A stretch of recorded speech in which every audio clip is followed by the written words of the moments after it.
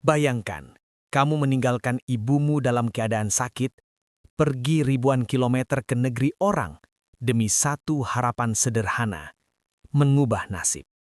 Namun yang kamu temukan bukan kesuksesan, melainkan penghinaan, kelaparan, dan tidur di kamar sempit tanpa kepastian. Di bawah terik matahari Arab, seorang TKI Indonesia berdiri di pinggir jalan, menjual jus kurma dengan tangan gemetar dan hati yang hampir menyerah. Setiap gelas yang ia jual bukan sekedar minuman, tapi doa seorang anak untuk ibunya di kampung. Sampai suatu hari, gerobaknya dihancurkan, seluruh modalnya lenyap, dan hidupnya berada di titik paling rendah. Namun dari titik itulah takdir mulai bermain. Satu pertemuan kecil, satu keputusan besar, dan satu penyesalan yang tak bisa diulang. Karena ketika kesuksesan akhirnya datang, ternyata orang yang paling ingin ia banggakan sudah tak sempat melihatnya. Ini bukan cerita tentang kaya mendadak. Ini adalah kisah tentang perjuangan, kehilangan, dan arti pulang yang sebenarnya. Tonton sampai akhir, karena ending kisah TKI ini akan menghantam perasaanmu tanpa peringatan. Hujan turun pelan di sebuah desa kecil di Jawa Tengah. Malam itu terasa lebih dingin dari biasanya. Amir duduk termenung di teras rumah kayu yang sudah rapuh dimakan usia. Lampu bohlam redup menggantung di langit-langit, berkedip seolah ikut lelah menemani hidup mereka. Di tangannya, sebuah amplop coklat lusuh. Surat itu sudah ia baca berkali-kali, namun setiap kali membacanya, dadanya selalu terasa sesak. Surat panggilan kerja sebagai TKI di Timur Tengah. Amir menarik napas panjang. Keputusan itu terasa seperti pedang bermata dua. Di dalam rumah, terdengar batuk ibunya yang tak kunjung reda. Sejak ayahnya meninggal 5 tahun lalu karena kecelakaan kerja, kesehatan sang ibu terus menurun. Amir adalah satu-satunya harapan keluarga.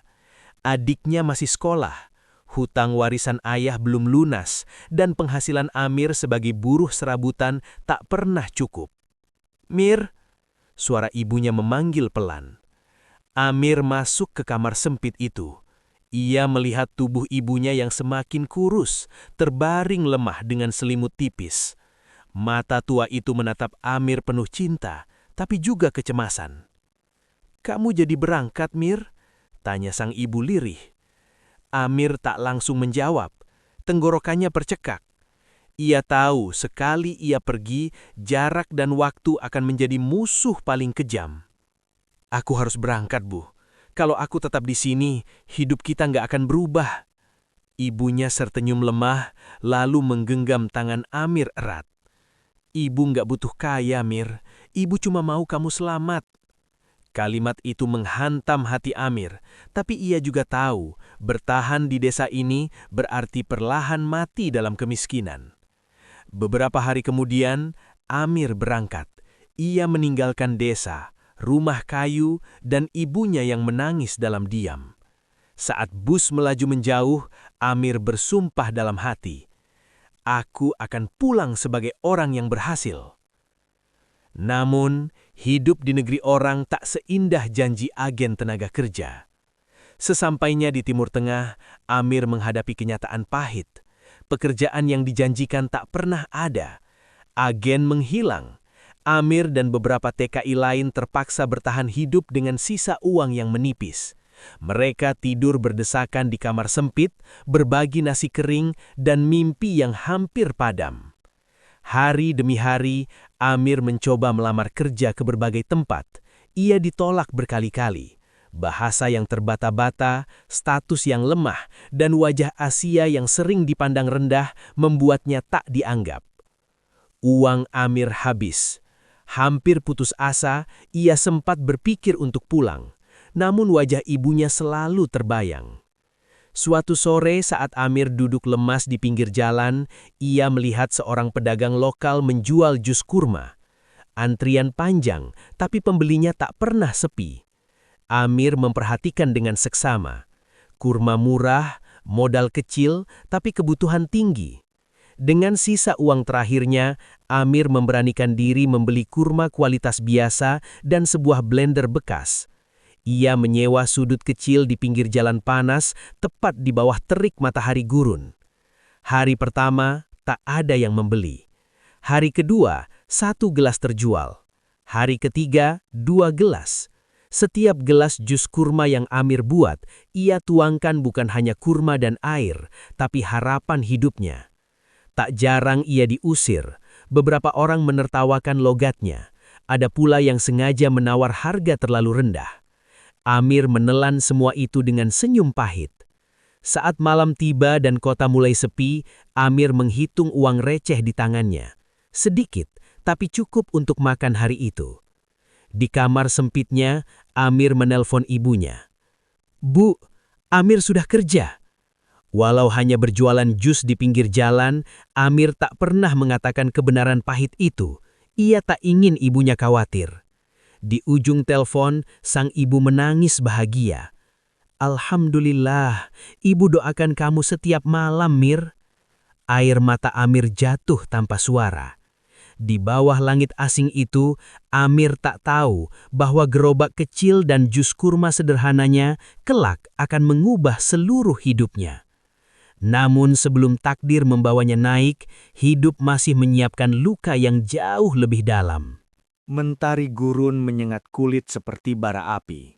Amir berdiri di balik gerobak kecilnya, kemeja tipis yang sudah pudar oleh keringat. Tangannya cekatan menuang jus kurma ke dalam gelas plastik. Senyumnya tetap terjaga, meski hatinya lelah. Hari-hari berlalu perlahan. Dari pagi hingga senja, Amir setia di tempat yang sama. Awalnya ia hanya penjual asing yang nyaris tak dianggap. Namun, sedikit demi sedikit, orang mulai mengenalinya.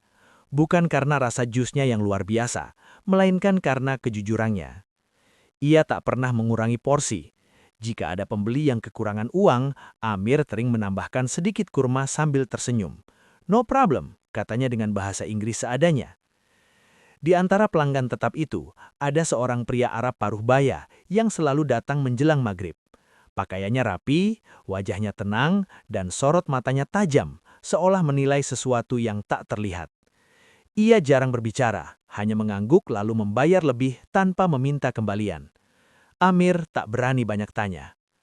Namun suatu hari, pria itu membuka percakapan. "You from Indonesia?" tanyanya pelan. Amir terkejut, lalu mengangguk. Dari situlah percakapan kecil mereka bermulai. Pria itu bernama Fahad. Ia tak pernah menjelaskan pekerjaannya. Ia hanya bertanya tentang kehidupan Amir, keluarganya, dan alasannya ia berjualan jus di pinggir jalan. Amir menjawab seadanya. Ia tak ingin dikasihani. Seiring waktu, Fahad semakin sering datang. Kadang hanya duduk memperhatikan Amir melayani pembeli. Amir tak tahu, tatapan itu bukan sekedar rasa penasaran, melainkan penilaian diam-diam. Namun hidup belum selesai menguji Amir. Suatu malam, tubuh Amir menggigil hebat. Demam tinggi membuat kepalanya pusing. Ia tetap memaksakan diri berjualan, takut kehilangan pemasukan. Hingga akhirnya pandangannya gelap dan ia terjatuh di samping gerobaknya. Saat Amir sadar, ia sudah berada di kamar sempitnya. Teman sesama TKI menolong Amir. Demam itu membuat Amir tak bisa berjualan selama beberapa hari. Saat ia kembali ke tempat biasa, hatinya runtuh. Gerobaknya rusak, blender pecah, kurma-kurmanya dibuang berserakan. Tak ada yang tahu siapa pelakunya. Amir terduduk lemas. Semua modalnya lenyap, semua harapannya runtuh. Malam itu, untuk pertama kalinya sejak tiba di Arab, Amir menangis terseduh-seduh. Ia memeluk tas kecil berisi foto ibunya. "Maaf Bu, Amir belum bisa apa-apa," bisiknya. Saat keputusasaan hampir menelan seluruh jiwanya, pintu kamar diketuk. Fahad berdiri di sana. Ia melihat kondisi Amir tanpa banyak bicara. Keesokan harinya, Fahad membawa dokter, makanan, dan obat. Amir tak kuasa menolak. Hatinya campur aduk antara malu dan terharu. Beberapa hari kemudian, Fahad mengajak Amir ke sebuah gudang besar berisi tumpukan kurma berkualitas tinggi. Di sanalah Fahad akhirnya membuka sedikit rahasianya. Ia pemilik usaha distribusi kurma dan beberapa restoran. "Kamu mau kerja?" tanya Fahad singkat. Amir terdiam. Tawaran itu seperti mimpi, namun ia juga takut. Ia sudah terlalu sering berharap lalu jatuh. "Aku cuma penjual jus," jawab Amir lirih. Fahad menatapnya tajam. "Aku tidak butuh orang pintar, aku butuh orang jujur." Hari itu hidup Amir berubah arah. Ia mulai bekerja di gudang Fahad, membersihkan, mencatat, membantu pengiriman. Gajinya tak besar, tapi cukup. Untuk pertama kalinya, Amir bisa mengirim uang ke Indonesia secara rutin. Ibunya menangis bahagia di telepon. "Terima kasih, Nak. Ibu bangga." Namun di balik semua itu, Amir merasa ada yang ganjil. Ia melihat Fahad sering menerima tamu penting, berbicara serius, bahkan bertengkar. Aura tegang mulai terasa di gudang. Dan suatu sore, Amir tanpa sengaja mendengar percakapan yang membuat jantungnya berdegup kencang. Nama Fahad disebut bersama kata-kata yang menakutkan: izin usaha, penyelidikan, dan penutupan. Amir belum tahu bahwa harapan yang baru tumbuh ini akan segera diuji dengan badai yang jauh lebih besar. Pagi itu, gudang kurma terasa berbeda. Udara yang biasanya dipenuhi aroma manis kurma, kini terasa pengap dan berat. Beberapa pekerja berdiri berbisik-bisik. Wajah mereka tegang. Amir yang baru datang langsung merasakan sesuatu yang tak beres. Tak lama kemudian, beberapa pria berseragam datang bersama petugas pemerintahan setempat. Mereka membawa map tebal dan berbicara serius dengan Fahad. Amir hanya bisa menatap dari kejauhan. Jantungnya berdegup tak karuan. Hari itu, sebagian aktivitas gudang dihentikan sementara. Fahad tampak berusaha tenang, namun guratan cemas jelas terlihat di wajahnya. Amir ingin bertanya, tapi tak berani. Malamnya, Amir menerima telepon dari Indonesia. Suara adiknya terdengar panik. "Mas, ibu masuk rumah sakit. Dokter bilang kondisinya lemah."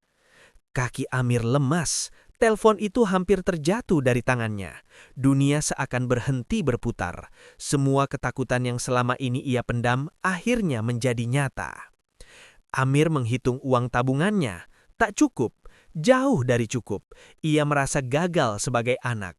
Keesokan harinya, dengan wajah pucat, Amir menemui Fahad. Ia memberanikan diri meminta gaji di muka. Kalimat itu terasa berat keluar dari mulutnya. Ia takut dianggap tak tahu diri. Namun Fahad tak marah. Ia menepuk bahu Amir dan memberikan sejumlah uang, bahkan lebih dari yang diminta. "Untuk ibumu," ucap Fahad singkat. Amir menahan air mata. Ia bersujud mencium tangan Fahad, sesuatu yang jarang ia lakukan. Ia merasa berhutang bukan hanya uang, tapi juga kepercayaan. Namun, ujian belum selesai. Beberapa hari kemudian, kabar buruk datang bertubi-tubi. Izin usaha Fahad resmi dibekukan sementara. Gudang disegel, para pekerja dirumahkan. Fahad dituduh melakukan pelanggaran administrasi besar yang bisa berujung penutupan permanen. Amir kembali berada di jurang ketidakpastian. Pekerjaan yang baru ia pegang kembali terancam hilang. Banyak pekerja memilih pergi. Mereka tak ingin ikut tenggelam. Tapi Amir bertahan. Ia datang setiap hari, membantu Fahad mengurus dokumen, menerjemahkan surat-surat, dan menemani Fahad menghadapi tekanan. "Kamu seharusnya pergi," kata Fahad suatu malam. "Aku tak tahu bagaimana ini berakhir." Amir menggeleng pelan.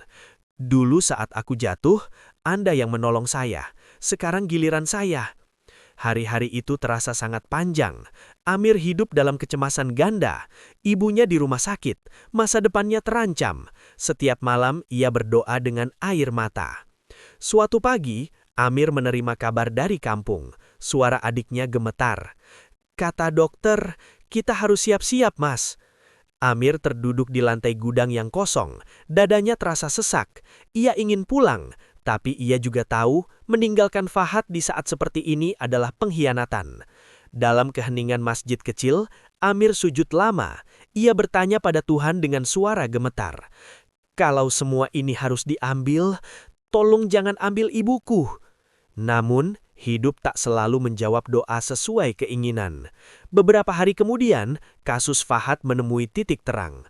Tuduhan itu terbukti lemah. Sebagian izin dipulihkan. Usaha perlahan bisa berjalan kembali. Fahad memanggil Amir ke ruangannya. "Kamu tahu, banyak orang pergi saat aku jatuh, tapi kamu tetap tinggal." Fahad menatap Amir lama, lalu berkata, "Aku ingin kamu tetap di sini, lebih dari sekedar pekerja." Amir terdiam. Tawaran itu berarti masa depan cerah, gaji besar, kehidupan stabil, semua yang ia impikan sejak berangkat dari Indonesia. Namun di saat yang sama, ponsel Amir bergetar. Pesan dari adiknya membuat napasnya terhenti. Kondisi ibu menurun drastis. Amir menutup mata. Air matanya jatuh. Di hadapannya ada dua pilihan, bertahan demi masa depan atau pulang demi seorang ibu. Dan untuk pertama kalinya, Amir sadar tidak semua kemenangan datang tanpa kehilangan. Amir duduk sendirian di ruang kecil kantor Fahad. Dinding putih terasa menekan, seolah ikut menyudutkan pikirannya. Di hadapannya, secangkir teh sudah dingin, tak tersentuh sejak tadi. Kata-kata Fahad terus terngiang di kepalanya. "Aku ingin kamu tetap di sini, lebih dari sekedar pekerja." Bagi siapapun, tawaran itu adalah jawaban dari doa panjang, gaji besar, posisi aman, masa depan yang pasti. Amir bisa membawa ibunya berobat terbaik, bisa membangun rumah, bisa menghapus semua penderitaan. Namun ponsel di tangannya seolah berteriak lebih keras. Pesan dari adiknya kembali terbaca. "Mas, ibu sering tidak sadar." Amir memejamkan mata. Napasnya berat. Hatinya seperti ditarik ke dua arah yang saling berlawanan. Untuk pertama kalinya dalam hidup, ia benar-benar takut memilih. Malam itu, Amir berjalan sendirian menyusuri jalan kota. Lampu-lampu gedung berkilau, tapi baginya semua terasa gelap. Ia teringat wajah ibunya yang selalu menunggu di teras rumah, meski tubuhnya lemah. "Ibu nggak butuh kaya, Mir. Ibu cuma mau kamu selamat." Kata-kata itu kembali menghantam. Keesokan paginya, Amir menemui Fahad. Wajahnya pucat, matanya sembab. Fahad langsung tahu keputusan telah dibuat. "Aku harus pulang," ucap Amir lirih. Fahad terdiam lama. Ia menatap Amir, seolah mencoba memahami pergulatan batin yang tak terucap. "Kapan?" tanya Fahad akhirnya. "Secepatnya." Fahad mengangguk pelan. Tak ada kemarahan, hanya kekecewaan yang ditahan. Ia menyerahkan sebuah amplop tebal. "Untuk ibumu. Dan terima kasih." Amir tak sanggup berkata apa-apa. Ia hanya menunduk, lalu bersalaman erat. Untuk pertama kalinya, Fahad memeluk Amir seperti seorang ayah. Perjalanan pulang terasa sangat panjang. Di pesawat, Amir terus menatap layar ponselnya. Tak ada pesan baru. Hatinya semakin gelisah. Setiap detik terasa seperti hukuman. Saat pesawat mendarat di Indonesia, Amir langsung menuju rumah sakit. Namun langkahnya terhenti saat melihat adiknya berdiri di lorong dengan wajah pucat. Masih dengan napas terengah, Amir bertanya, "Mas, ibu di mana?" Adiknya menangis. "Ibu sudah nggak ada, Mas." Kalimat itu menghantam Amir lebih keras dari apapun yang pernah ia alami. Dunia seakan runtuh seketika. Kakinya tak lagi kuat menopang tubuhnya. Ia terduduk di lantai rumah sakit, menangis tanpa suara. Ia datang, tapi terlambat. Pemakaman ibunya berlangsung sederhana. Amir berdiri kaku di depan pusara, menatap tanah merah yang masih basah. Semua perjuangannya terasa sia-sia. Semua pengorbanannya seperti tak berarti. "Maaf, Bu. Amir pulang tapi terlambat," bisiknya dengan suara pecah. Hari-hari berikutnya, Amir hidup seperti bayangan. Uang di tangannya tak mampu mengobati rasa bersalah. Tawaran besar yang ia tinggalkan kini terasa hampa. Suatu pagi, saat Amir duduk termenung di teras rumah kayu, suara mobil berhenti di depan rumah. Sebuah mobil mewah yang sangat kontras dengan lingkungan sekitar. Dari dalam mobil, Fahad turun. Amir terkejut, nyaris tak percaya. Fahad datang jauh-jauh ke desa kecil itu. Bersamanya, seorang pria berpakaian rapi membawa tas dokumen. "Aku datang bukan untuk menyesali keputusanmu. Aku datang karena aku percaya padamu."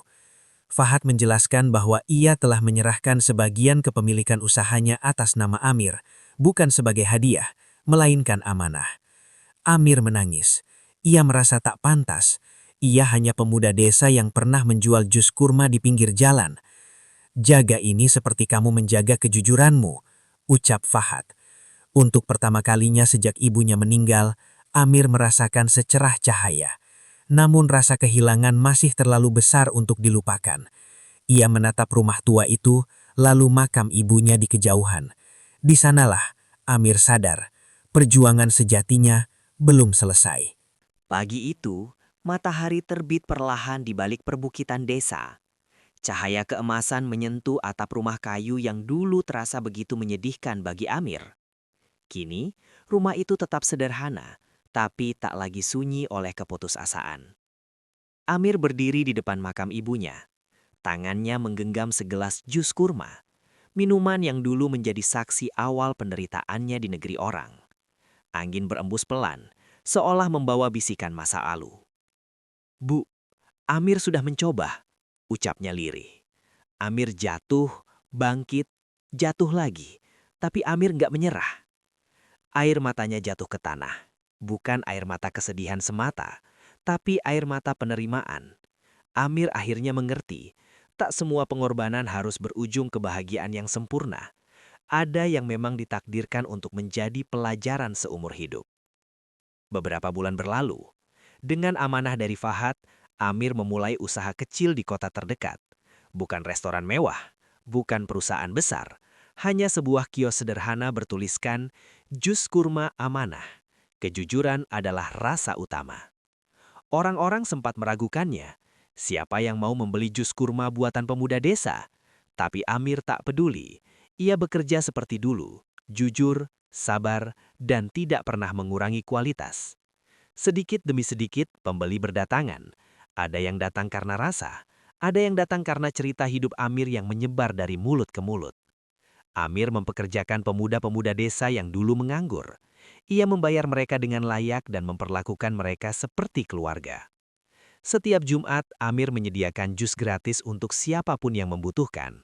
Anak-anak yatim, tukang beca, ibu-ibu tua. Bagi Amir, itulah cara terbaik menghormati ibunya. Suatu hari, sebuah mobil berhenti di depan kios. Fahad turun, tersenyum bangga melihat antrean panjang. Amir terkejut sekaligus terharu. "Kamu tidak mengkhianati amanah," kata Fahad. Amir menggeleng pelan. "Semua ini karena Anda percaya pada saya, dan karena doa ibu saya." Fahad menepuk bahu Amir. "Kamu sudah sukses." Amir terdiam. Ia menatap kios kecilnya, para pekerja yang tertawa, dan pelanggan yang tersenyum puas. "Belum," jawab Amir pelan. "Saya baru menemukan arti pulang." Malam harinya Amir duduk di teras rumah. Ia membuka ponselnya, melihat foto ibunya yang lama tersimpan. Untuk pertama kalinya, ia tersenyum tanpa rasa bersalah. Ia sadar, kesuksesan bukan tentang seberapa tinggi kita naik, tapi seberapa banyak orang yang ikut kita angkat. Di langit malam, bintang bertaburan. Amir menutup matanya, menghirup udara desa yang dulu ia ingin tinggalkan. Kini tempat ini justru menjadi tujuan akhirnya. Dan jika ada satu hal yang paling Amir sesali, itu hanya satu. Ia tak sempat memeluk ibunya sekali lagi. Namun jika ada satu hal yang paling ia syukuri, itu juga satu. Ia tidak pernah menyerah. Cerita Amir bukan tentang TKI yang mendadak kaya, bukan tentang keajaiban instan, tapi tentang seorang anak yang berani pergi jauh, agar akhirnya tahu kemana harus pulang. Dan di sanalah air mata penonton jatuh, karena mereka sadar, perjuangan paling berat bukan mencari uang, tapi menjaga hati agar tetap manusia. Terima kasih sudah menyimak kisah perjalanan hidup Amir hingga akhir. Sebuah cerita tentang perjuangan seorang anak yang merantau jauh, jatuh berkali-kali, namun tetap bertahan demi orang yang ia cintai. Kisah ini mengajarkan kita bahwa hidup tidak selalu tentang seberapa tinggi kita melangkah, tetapi tentang seberapa kuat kita bertahan saat terjatuh, dan seberapa tulus niat kita dalam berjuang. Kadang takdir memang terasa kejam. Kesuksesan datang terlambat. Pelukan terakhir tak sempat terwujud. Namun dari semua itu, kita belajar bahwa pengorbanan yang tulus tidak pernah sia-sia di mata Tuhan. Pesan moral: jangan pernah menyerah meski hidup terasa berat. Kejujuran dan ketulusan selalu menemukan jalannya. Hargai orang tua selagi masih ada. Kesuksesan sejati adalah saat kita tetap menjadi manusia yang baik. Jika cerita ini menyentuh hati kalian, jangan lupa dukung channel Perjalanan Hidup dengan cara like video ini, tulis pendapat kalian di kolom komentar, dan subscribe agar tidak ketinggalan kisah-kisah inspiratif lainnya. Tulis di kolom komentar, kamu menonton video ini dari kota mana? Mari kita saling menyapa dan mendoakan satu sama lain. Doa untuk penonton. Semoga siapapun yang sedang berjuang hari ini, diberi kekuatan saat lelah, diberi jalan saat buntu, dan diberi ketenangan saat hati terluka. Semoga rezeki kalian dilapangkan dan langkah kalian selalu dijaga oleh Tuhan Yang Maha Esa. Amin. Disclaimer. Cerita dalam video ini hanyalah fiktif dan dibuat untuk keperluan hiburan serta pembelajaran hidup.